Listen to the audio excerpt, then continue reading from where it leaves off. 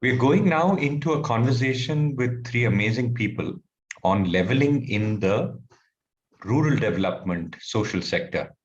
And I have with me three wonderful speakers, Hasina Kharbhih, who's dialing in from Shillong, Srikumar Misra, also an Aspen Fellow and dialing in from Cuttack, and Sugandha Munshi, who's calling in from Patna. Welcome, Hasina, Sugandha, Srikumar. I look forward to the conversation with all of you. Thanks, Aditya. Yeah. So just setting up the conversation, we sort of have been talking about the leveling in manufacturing, leveling in telecom, financial services, retail, P. Somehow you imagine that the social sector, because it works for social good, it works for gender, it works for inclusiveness of Dalits and tribals. You imagine that staffing patterns in the social sector should be ahead of the curve, and we should have the best practices even ahead of the typical corporate organization or institution. But I think this conversation is to try and explore to see, is that actually true? Is there more consciousness in the social sector? Is there really good practice that can be borrowed from here? Is there something that we can share even within the sector? And that's the purpose of this conversation. So I'd love to kick off with Srikumar. Sri, I know that you work in Milk Mantra with over 70,000 farmers across Orissa in a premium milk products brand and a dairy brand. Do tell us what sort of staffing do you have? What do you do? What sort of staffing do you have? Is this something that's important at all? How does the sector look at it? Thanks, Aditya. Yes, we operate across Eastern India's in Odisha and a few other states as well. And actually, sort of being an entrepreneur and sort of driving a consumer business which has a long value chain, and we have women at both ends of the value chain. When you sell into almost 500,000 households every day, and most of them are women decision makers, and at the other end, when you have 70,000-80,000 farmers, and most of them are also women farmers in dairy. And just as a stat, in India, there are 100 million dairy farmers, and out of them, 75% are women dairy farmers. So you're talking about 75 million women farmers. So that's the scale of it. We, of course, in our region are directly connected with 70,000-80,000 farmers and impact close to a million lives.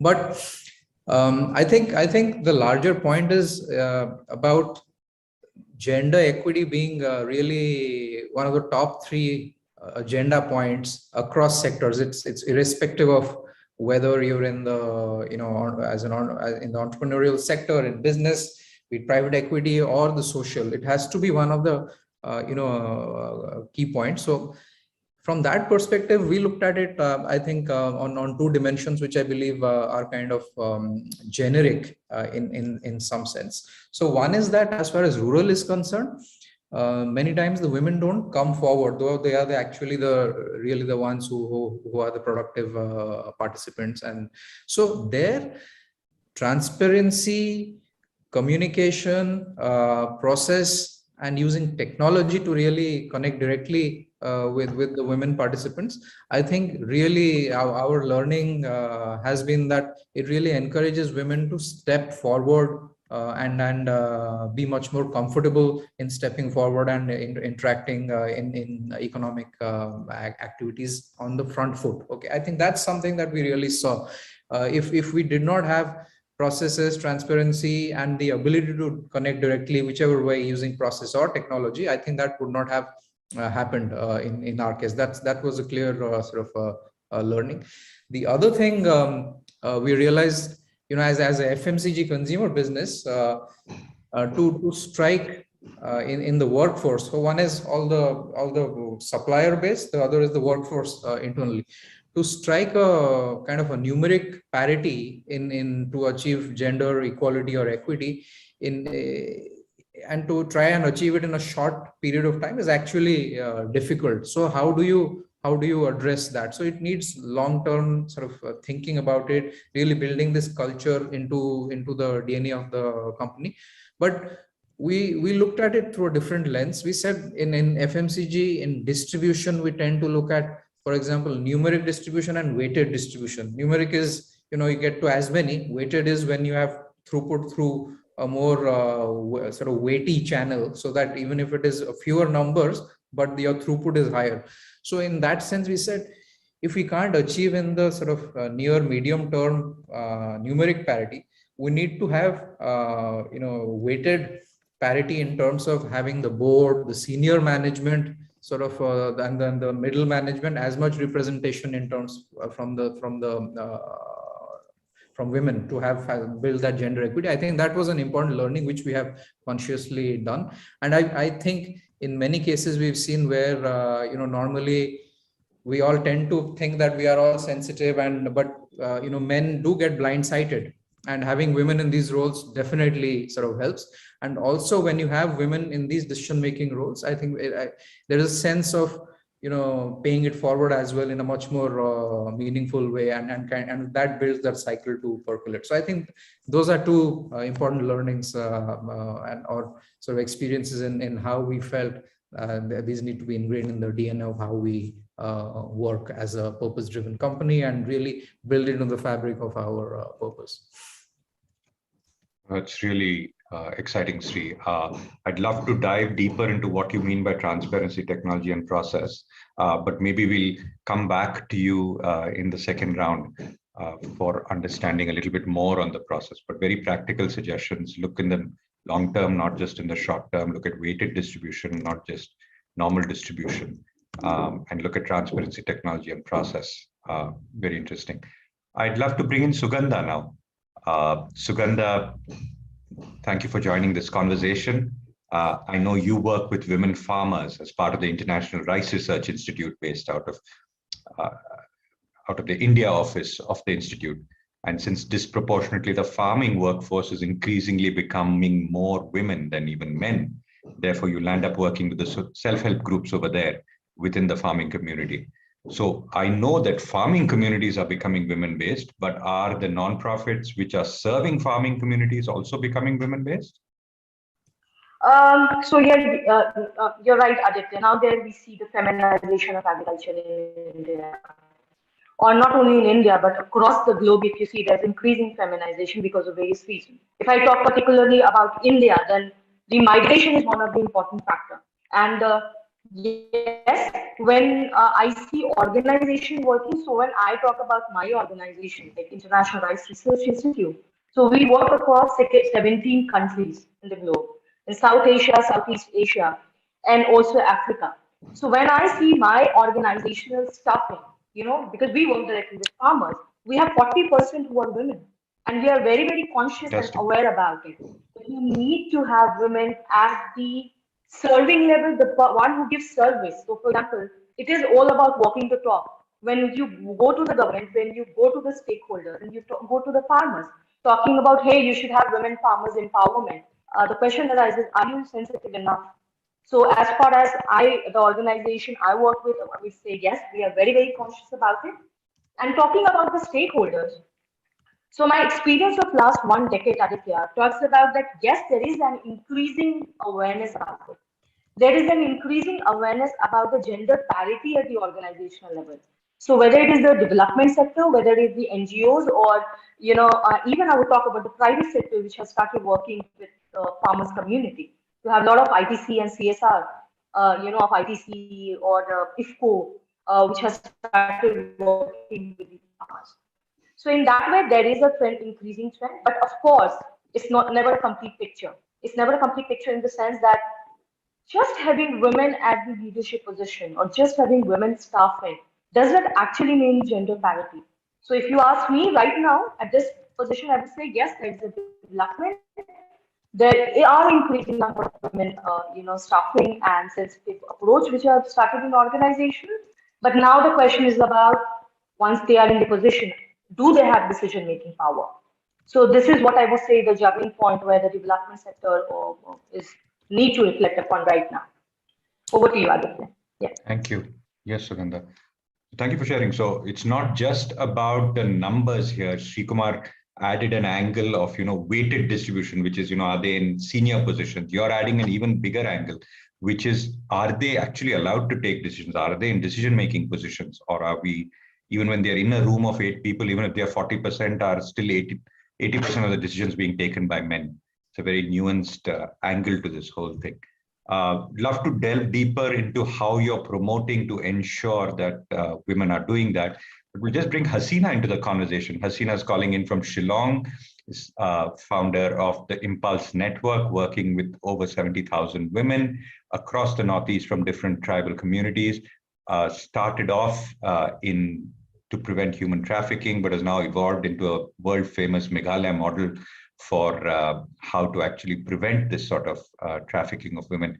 Hasina, how is it within your own organization and your sector? You work with textiles, you work in that space. Is that an area which is conscious of women employment, or again, we have women as beneficiaries, but men running the show? First, thank you so much. It's really nice to be in this panel and be connected to other fellows, of different years, being in those initial third generation that we call ourselves the Aspen Fellows. Getting back to the journey that I come from a matrilineal society, with the lineage is through the mother. That's why my surname is through my mom. So having been born and brought up in a space where my childhood, seeing the equity level of men and women participation in the home, you carry that, with you in the kind of work that you do over the years. Yes, in the course of the work, I journeyed very early at 17, starting a nonprofit, Impulse NGO Network. And the work that we took it up to work with women artisans in our states, in fact, evolved to be a program that has taken forward in the last 25 years, where I have a hybrid model, which is Impulse Social Enterprise, that actually works with 30,000 women artisans. But Impulse NGO Network work in the 8 states of the Northeast, it work in Myanmar, Nepal, and Bangladesh, dealing with unsafe migration. So I just wanted to bring these experiences of mine. Is like for a woman to lead a nonprofit way then, and then working with issues of migration, and the issue of human trafficking, where crime is often dealt response by men, majority, whether it's the enforcement, whether it's the legal framework, judiciary, and others. And also having seen the journey that many of the nonprofit organizations, at least in the space of human rights, in the space of the work on migration, has been mainly a lot of male, a lot of male-run organization. And that has always made me question myself when we talk about unsafe migration or the work that we are trying to take forward, which is crime against women. I'm not saying that men are not sensitive, but the fact that not having a balance of both men and women running nonprofit organization in a space of dealing human rights has been one of the challenging journey. And that is where Impulse as an organization, when we evolved in taking forward the Impulse model, which actually earlier was known as the Meghalaya model, in scaling deep, when we bring in collective leadership, we have ensured that we started with the organization ourselves, having both men and women and all gender in our board, in our management, in our staffing. That was the first step of bringing to be that process of change when we are bringing other partners into our framework to take our vision to the next level. But even then, I would say that we have partners across the 8 states of the Northeast, where we call them state partners, partners across the 3 countries, partners in terms of the service providers to address human trafficking under the Impulse model, which stand on 12 pillars. We still always in this fight of bringing a balance, because we still have more men, who are working in this sector than women.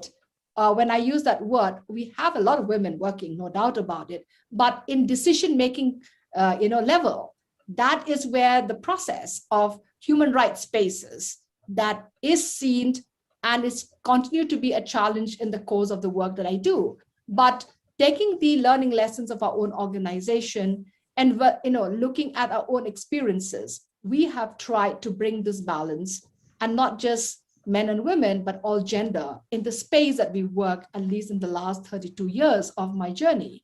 And It's not that it's easy.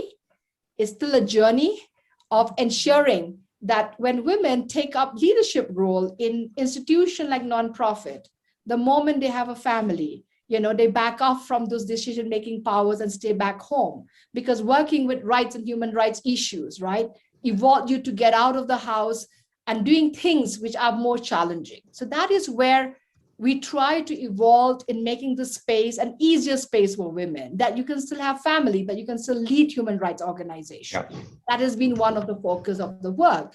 But working with 30,000 women artisans at the rural sector, the scenario is completely very different for me, in the sense that culturally, indigenous people has always had women-centric, in terms of handling the home and handling the work that they do, handling the weaving and textile and handling the ecosystem of food. So I would say that sometimes it's actually women in the rural areas are taking these bolder steps, of handling both.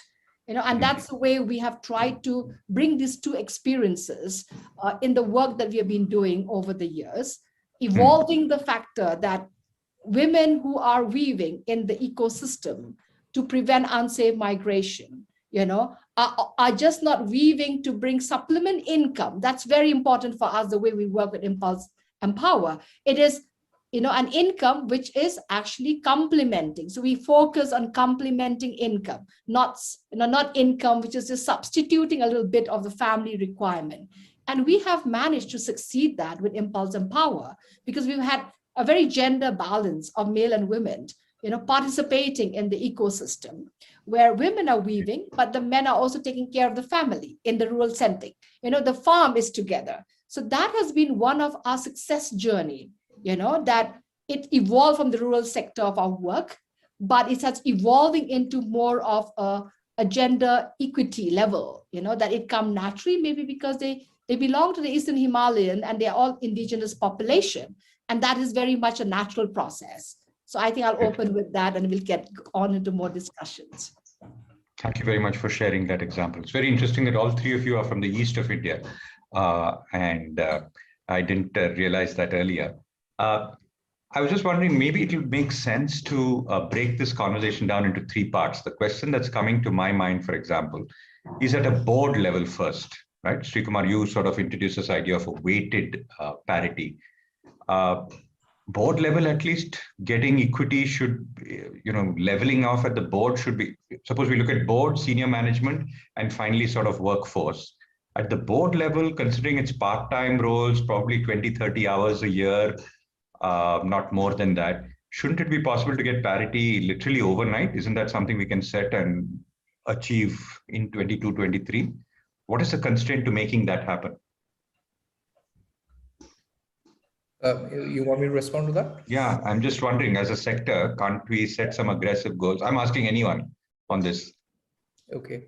No, I think it's something which certainly should become, progressively, not just a guideline, but mandated.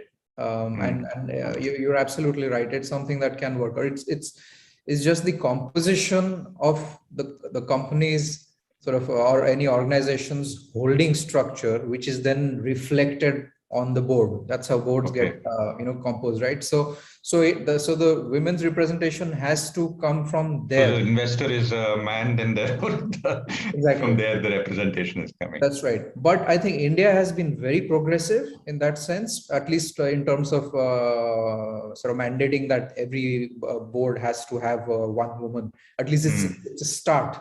This was never the case in even the most developed markets. Only very recently in California, for example, last year they mandated about racial equity on boards. So I think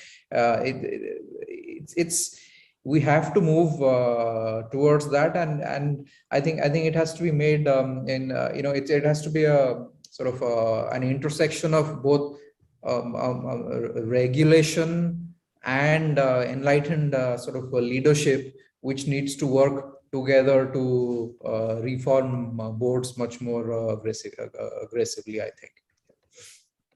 Yeah, I hear you. So, see, I want to just push you a little bit more over there, right? So, I agree that the investors are disproportionately men. So, something like, in PE, it's a pain. So, it's just like Hasina was saying, even if you have stopping trafficking of women, the enforcement people are men. So, and if in Sugandha's place, the final buyers are, the traders are men. So, somewhere along the way, men are stopping this process. But if you were to just look at just at the board level, of organizations, is there a value that women is, because you said regulation and enlightened self-interest, are you able to see a value that women are able to bring to the table which men are not able to, because of which the enlightened self-interest is going to grow? Because regulation is one thing, we can mandate it, and then you'll have this sort of like what happens in village sarpanches where the woman is appointed but the man is taking the decisions. What is the enlightened self-interest because of which I should get onto my board more women? I think I'd look at it in two ways. So one is, firstly, we have to kind of get rid of all these notions and that we have around who's good at what. I mean, so firstly, I think women get tested much more severely than say men to prove themselves in a particular role, and that's because of Fantastic. those emotions. So once you get rid of that, I think you're already at one level.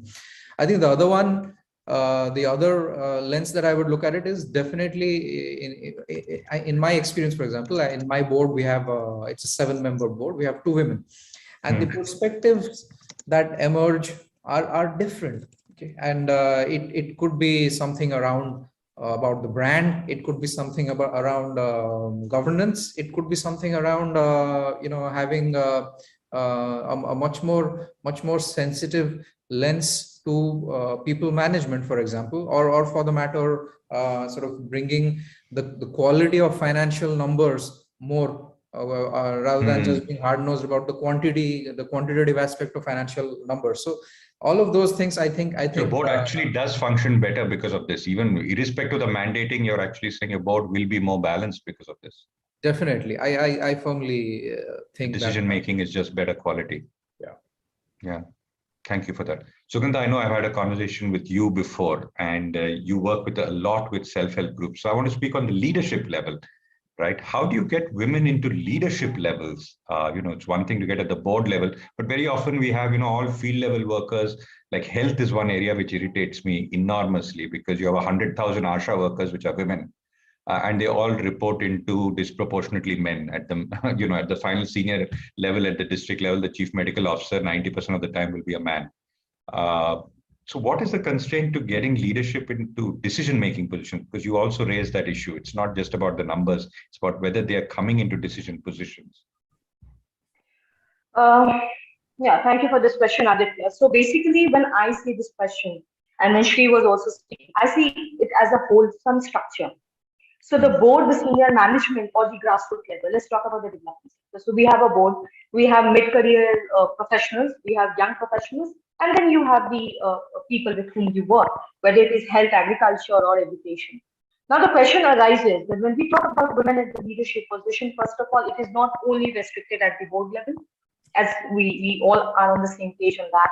It's at the different strata of your organizational structure.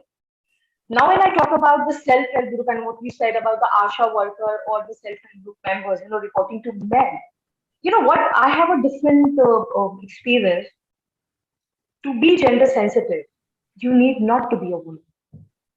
Okay. To be gender sensitive, you don't only need to be a woman. A man can be gender sensitive equally. So first, my observation, my understanding was that, first of all, as a woman, we have to be non-judgmental about it. So if there are decision makers who are men, that is not wrong. The problem is when you have men as the decision maker, why you don't have women as the decision maker as well? So that's the clarity which we should have first of all. So this is how I approach this question all that. Now, when I see the grassroots level, you have the self-help group, as I have we have spoken earlier also. It is a brilliant revolution, I would say, in India in last 1 decade. If I talk specifically about the state of Bihar, Jivika is a wonderful example for that. So for a woman to be a leader, it is very important that she is first taken on board without any judgment. Without any judgment of her sexuality, without any judgment of her capacity. And when I see the board level recruitment process, my question is who decides that board? That is important. So if women are on the board, we want 50% of the women to be on the board. That is level 1 of the challenge we want to address. Now the question arises, when we have women in the board, are we hearing them out? Or they are just there sitting as a rubber stamp? Or a flower of the vase. Okay, we have completed the board structure. Say, for example, 33% of women reservation, we have done it. That's it. That's not the point. Now the question is that how do we actually mainstream those women, give them a conducive environment, and it is at every level of our organizational structure or at the grassroots level. So when you raise a very important point, Aditya, about Mukhya Pati, like Bihar is one of the states which has first time, did the panchayat reservation for women. But see, definitely in the first goal, it's a very, very deep-rooted issue, right from our household to our official places. The question is, once they are mainstream for 2, 3, 4 years, believe me, they fight their own battle. And as Hasina has very beautifully put in, we have to learn from the grassroots level women how they work for their rights. So it is all about mainstreaming them at the leadership position, and then being very, very sensitive about when we have women at the leadership, are we hearing them? We doesn't mean men. We means those who are sitting at the decision-making level. So that is the crux of empowering women. Unless until she doesn't have the decision-making, I think it doesn't make any sense. If your board has 50% of women and you are not listening out to them in the decision-making, their points are not being covered. Then I don't think that's just a superficial way of saying we have done the gender parity. See, we have 50% of women in the board. And when those women come out, they say, hey, we are not heard. We do not even feel important to be a part of any meeting because we are not allowed to speak. So this is very, very important at both levels, which I call your internal motivation to have women on your board. Your internal motivation to see women at the leadership position. It equally applies for men sitting at the decision-making, Aditya, and equally for women sitting at the decision-making, Aditya. That both of them have to understand that. So this is what my experience and observation has been about this question, Aditya. Over to you. Yeah.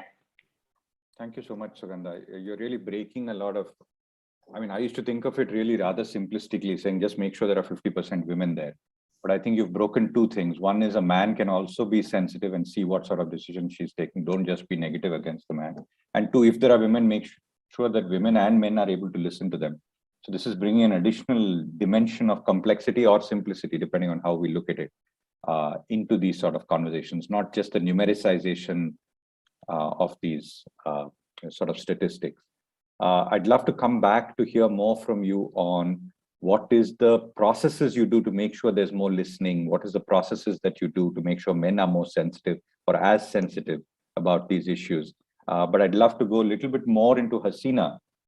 You mentioned you come from a matrilineal society, and you're distorting my way of thinking, because what you're sharing is that in the home, when you're taking care of the weaving and you're taking care of the home, is it a male, is it a woman, and you're jointly farming? It's really, the simplistic urban norms of gender parity are no longer applicable. It's much more complicated. So do you feel that in a matrilineal society, even in economic terms, there is much more leveling now? Because I have friends in Kerala who say, yeah, very small portions are matrilineal, but they're even more gender biased than traditional societies. I'm just curious. All right. So Aditya, Kerala is matriarchal. We are matrilineal. Oh, I don't even know that difference. So matriarchal and matrilineal.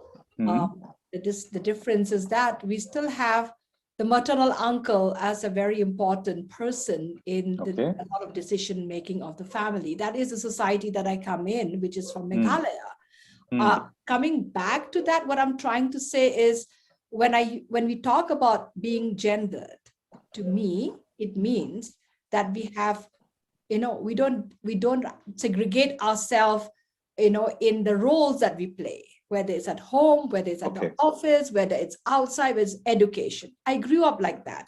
I was never being told that because you're a woman, you have to learn to do X, Y, and Z.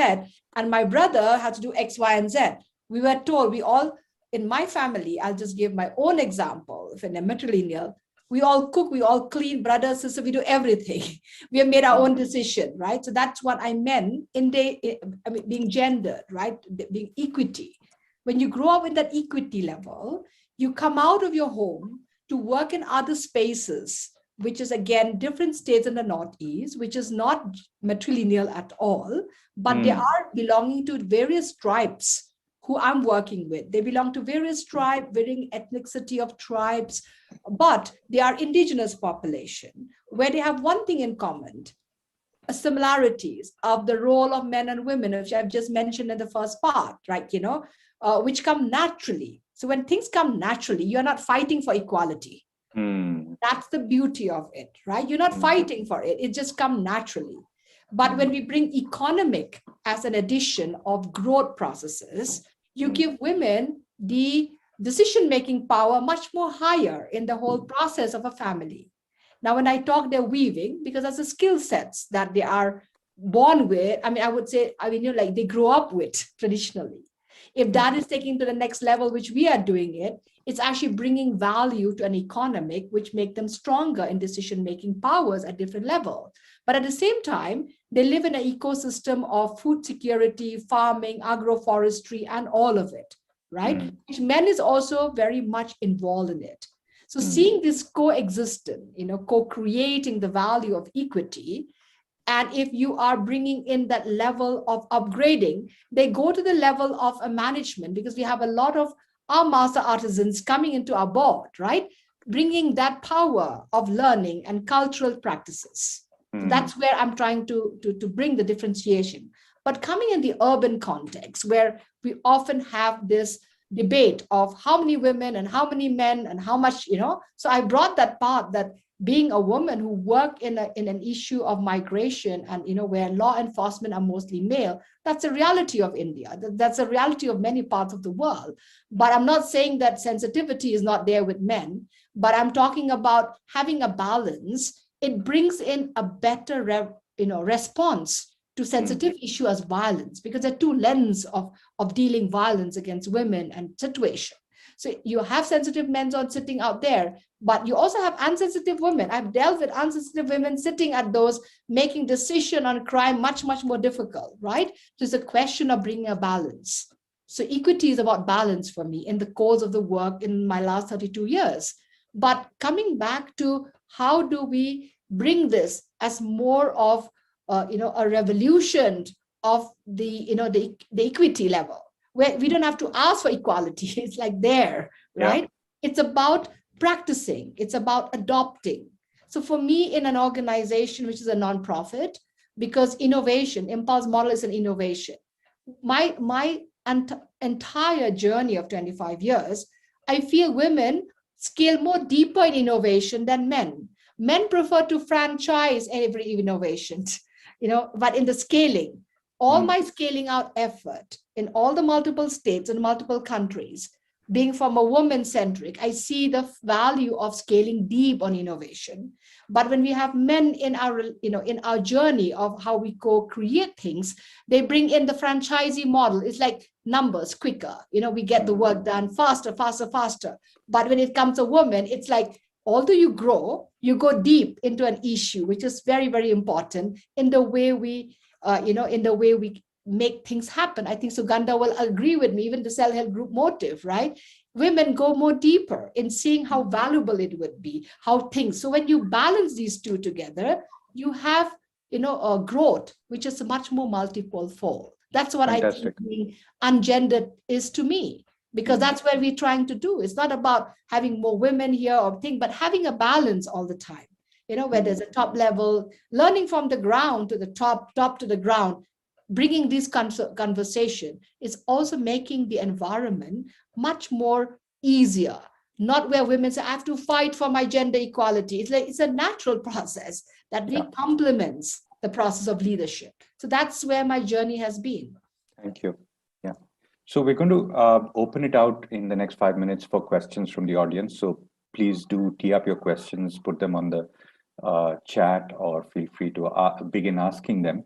But I still have so many questions I still have, which I'm going to abuse my position as moderator to ask. So Sri, you brought up the issue. So we're talking about, you brought up the issue right up front, saying it takes time. You can't hope to do these things in the short run. It does take time to build the culture of the company. And you need to build transparency, technology, and process to make this happen. There seems to be a lot of insight inside there from having struggled through something. Can you unpack that for us? Yeah, Aditya, I think definitely it's something which, even though there might be an intent to address, being impatient about it is not going to help. I'm sure Sugandha and Hasina will agree in their kind of work as well. It takes time, and one has to be consistent about the effort, the review, the kind of ingraining in the culture. All that is absolutely crucial. So to try to have a solutionist approach to it and seek to solve it very quickly is not going to work at all. But what does transparency mean in this? Yes, but the other aspect is, for example, I think I was referring to specifically sort of organization culture, and more importantly about women in the value chain in the rural areas.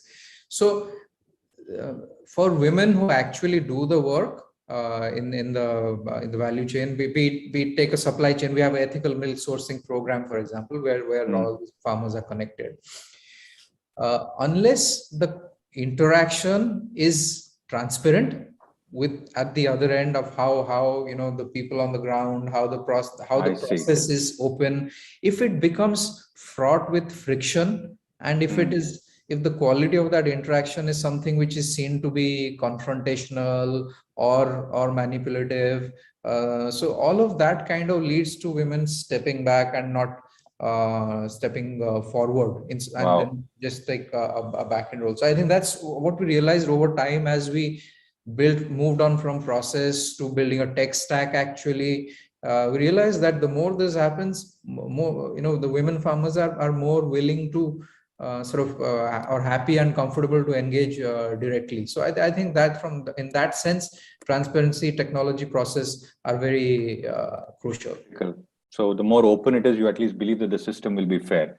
Yeah. I know someone told me once that I don't think I want to even apply for this job because I know they're going to select a man for it. And this is what you're exactly trying to reverse, because you're sort of setting up the openness, and you know that no, the man will not be selected. We don't know who's going to be selected, and we don't care. We're looking for the skills. Yeah.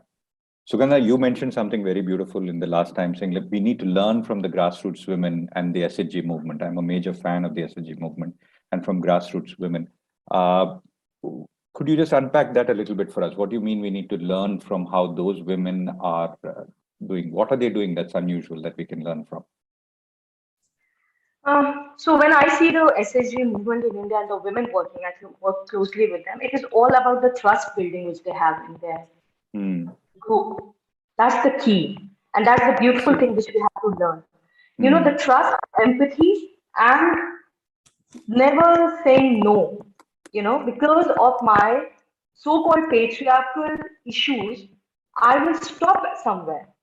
So that is what 3 things which I have personally learned, Aditya, and I am sure that whoever works with SHGs in India will can correlate with what I'm saying.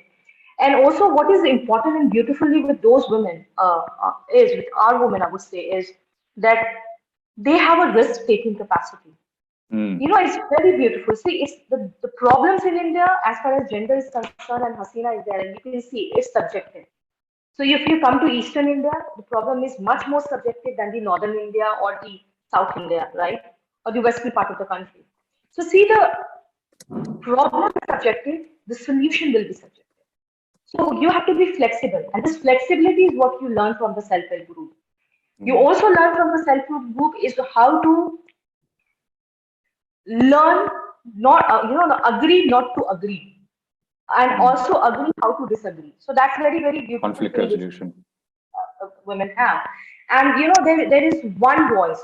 Whether all these self-help groups are heterogeneous. It's not a homogeneous group. when you work with the self-help group. But they come forward, they celebrate their identity as a woman. They leave the caste factor behind. They leave their economic status behind. Because the problem which a woman suffer is equal for women belonging to a backward community or the so-called the caste system of India says forward community. So these are the things which are very, very important, which we can learn from the self-help group in India, and also the fearless. They are very, very fearless, and they have that, and the patience they have. The patience they have is very beautiful. I'll just take a very grassroots example to make it more practical. Yeah. So just to give an example of we have mechanization in the agriculture sector. We work in agriculture. We have machine transplanting thing where we claim, and it's a fact, it's a data also, that there is a reduction of drudgery and timely sowing of your seedlings. So when we approached the self-help group, the women, the preconceived notion which was existing around was, hey, they won't buy a machine of 1 lakh rupees. 1 lakh is a huge amount for a self-help group. From where will they get that money? And as my ideology, my thought goes, whenever I work with women, or what is non-negotiable for me is, we are not here to sell soap to you. We are not here to make you dependent. That's very, very important. You have to fight your own battle. You have to be confident. We are there to support you. So that's the way. And when I saw those women farmers, the self-help group, from their saving they bought their machine. From their saving they provided the service provision to their community, and it's in the Bandara block of Muzaffarpur. If you Google, you'll have the kind of data and publications also related to that. And the men of the community there in the Bandara Harpur village, they were, I'm talking about 2015, and they were like, women will do the machine thing, women will do this. And what I learned from them, Aditya, they didn't revolt it. They didn't respond back. They were like, dekhte hain kya hota hai, let's see what happens. And they have done a beautiful machine transplanting activities where women drove those machines. They came in group, they took the financial risk, they also had their own customer, right? And it was very beautiful to see that the men, in the first year, who were revolting that now women will go out of the household and run machines, they were the one who were the customers. They were the one who said that please do service provision on my field. So these are the kind of innovations which you learn from these women. That, okay, we go with an idea, we come from, urban background, or we come with our ideology or our education. But, they are the one who give you a chance to actually do what you have imagined you can do with them, or for them, or with them. So this is what is there open. They are risk takers, and they don't have a lot of hope that if I'm doing A, I have to have the Z result. So this is very beautiful. For them, change is a process, change is a journey. And they love that journey. They're not worried about the destination. They love their journey, and when they love their work, when they work with commitment, the journey is beautiful, and also the result is beautiful. So just to give you an example, we started in 2014 November. I still remember that day, and there were 248 women farmers from Mahila Samaj, the women doing the program. And today we work with Jivika with 1 million women farmers. So that kind of ambition, the impact, the scale, it has to be organic. It has to be organic. So how you learn from the self-help group movement, and also you learn to be very, very empathetic. So you learn empathy from them, and that is the key of a true leader.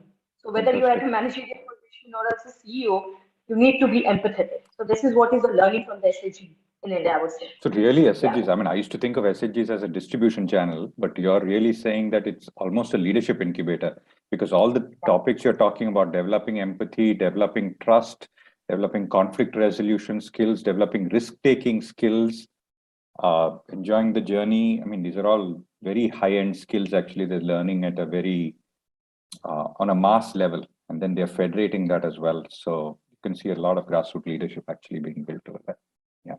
Thank you for that, Sugandha, and thank you for your passion for working with these groups. Hasina, there's a question actually from Prerna from the audience on the chat. So you've highlighted a path to equity which seeks to empower women by giving economic autonomy to their existing skills. like making a sustainable business out of weaving. However, in that process, what have you observed about the value of a family, the value a family or a village places on the woman's work as opposed to a man's work? What have you observed about that? How is the village looking at this? How is the family looking at this? Do they look at it neutrally? Yes. So now getting back to the women weavers, since traditional skill set has been hereditary, in the region, but because of non-resilience market and because of, we having a lot of international borders where a lot of goods comes to us and the value of traditional skill becomes not economically viable any longer. We reviving that has brought in the different dimension of how women are feeling more proud in the storytelling of the weaves that we are bringing into the market, and the kind of decentralization of raw material that we have brought in, where they don't have to think of markets, and at the same time that women were weaving from home. So that's the beauty of Impulse and Power. All women who are into the Impulse and Power are weaving from home. Raw material is centrally distributed for quality control, but at the same time, the market is resilient because we are the one who's building that process together. So the question here is, the income that these women are bringing is in totality the growth of the entire family as well. So it's very well acceptable, number one. Now, most of these women has left most of the the weaving because of the market and the situation and the challenges of the market. So as you're creating those opportunities, they're coming back to their opportunities. And the reason for creating those opportunities is because we want to prevent unsafe migration and the power that women have in decision making, not to send the girl child and younger people to work out and become vulnerable to different situations of the experiences that we have for many years.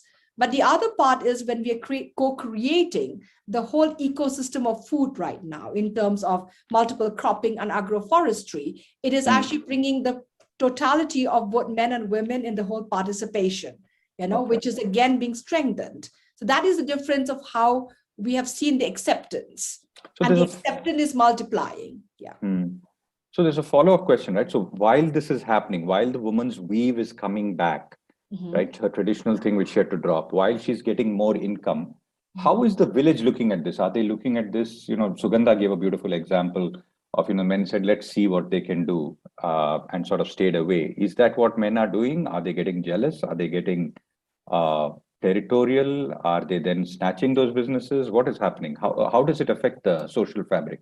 So the social fabric in Impulse and Power is the men are, dealing with the distribution of raw materials from village to village in the cycle. So there's a part of the whole coexistence that we brought about. So you've co-opted them into the journey. Yes, we brought them into the journey. The second is that in the plantation, of agroforestry, the men is coming in together where they're supporting the women as well, in the whole process. So that has made them that balance that economic has to be, together. Building economic has to be together.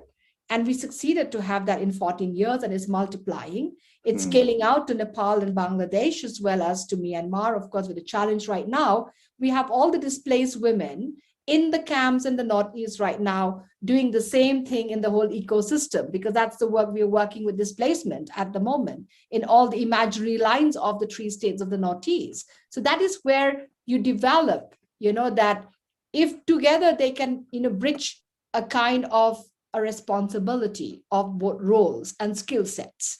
You value the economic that comes in. It's not yours and mine. It's like we have to do it together as a family. So that has made the things different. The fact that COVID-19 in the work, because they are working from home, we have been listed as the 5 best social business in the world from the university in Sweden when they did an impact study on us, is because while the whole world was fighting, for the situation of COVID, our women continued to basically weave. Of course, we took a lot of the responsibility to have more, inventory with us in the course of time, but we did it. But in the same time, these women has managed to barter food to a lot of other women and families who did not have food during that period of time. So that has also brought a new window in the way others are evolving to come and join the whole process, that the Impulse and Power initiative is bringing both men and women. It's making the food security and a very important asset of it. So it has helped to develop. So it's the way how you design things, right? It's the way what is more comfortable. If we would have made women to leave their home, go to a center to weave, come back working 3 hours a day up and down, then you will definitely disrupt the whole ecosystem of a family. But here, it's also the sensitivity with which you're designing the whole system. Correct. And it's women who are weaving from home, choosing their own time. The more you weave, the more money you earn. But then the whole fabric of the family is still coexisting and evolving. So you're reducing that stress. So reducing that stress is making much more things complementary, and supplementary the whole process. Fantastic. Thank you so much. Maybe we'll quickly end with one sentence from each of you. If there was one thing you'd wish for more so that India would be more leveled, it would be?